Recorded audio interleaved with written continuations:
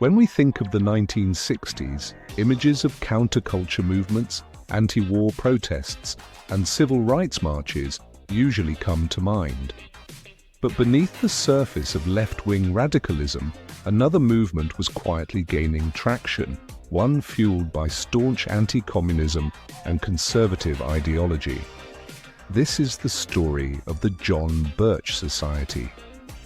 The 1960s are often celebrated as a time of cultural revolution, where movements for civil rights, equality, and freedom reshaped America. But amidst the wave of left-wing radicalism, a quieter, staunchly conservative force emerged, the John Birch Society. This is the story of a group whose influence continues to echo through American politics today. It all began in 1958. Robert W. Welch Jr., a Massachusetts-born businessman, was deeply concerned about the growing spread of communism.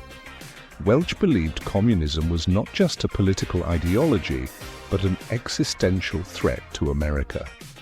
Inspired to take action, he founded the John Birch Society, naming it after a man he saw as a martyr in the fight against communism, John Birch.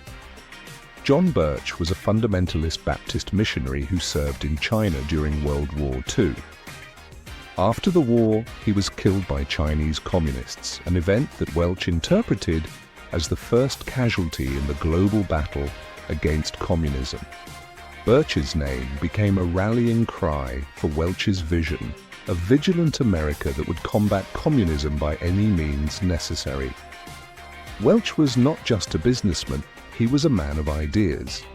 In 1959, he published the Blue Book of the John Birch Society, a manifesto that laid out the group's guiding principles and their views on American society. The book quickly became the cornerstone of the Society's philosophy. In the Blue Book, Welch outlined his belief in limited government and personal liberty. The Society called for a radical reduction of the federal government, arguing that too much centralization of power was a stepping stone to tyranny. One of their key demands was the abolition of the Federal Reserve System, which they viewed as an unaccountable institution threatening economic freedom. But the Society's ideology went far beyond economics.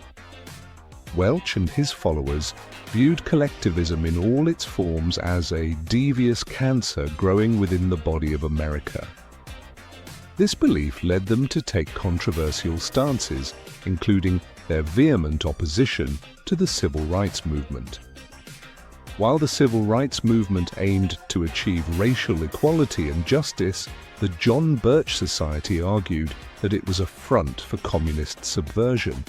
They claimed that civil rights leaders and activists were pawns in a larger conspiracy to destabilize the United States. Despite their controversial views, the Society gained a dedicated following. By the mid-1960s, they claimed tens of thousands of members across the country. Their grassroots organization, characterized by local chapters and community meetings, allowed them to spread their message effectively. However, the Society was not without its critics. Both liberals and conservatives distanced themselves from the group, often labeling their views as extreme. Even prominent conservatives like William F. Buckley Jr. condemned the Society, fearing it would tarnish the broader conservative movement. Despite, or perhaps because of, this criticism, the John Birch Society's influence persisted. They played a significant role in the rise of conservative politics, helping to shape the rhetoric of anti-communism and limited government that would later become central to American conservatism. Today, the legacy of the John Birch Society is still felt. While their membership has declined, their ideas have found new life in certain political movements. Their emphasis on anti-globalism, skepticism of centralized authority, and vigilance against perceived threats to American sovereignty resonates with parts of the modern political spectrum.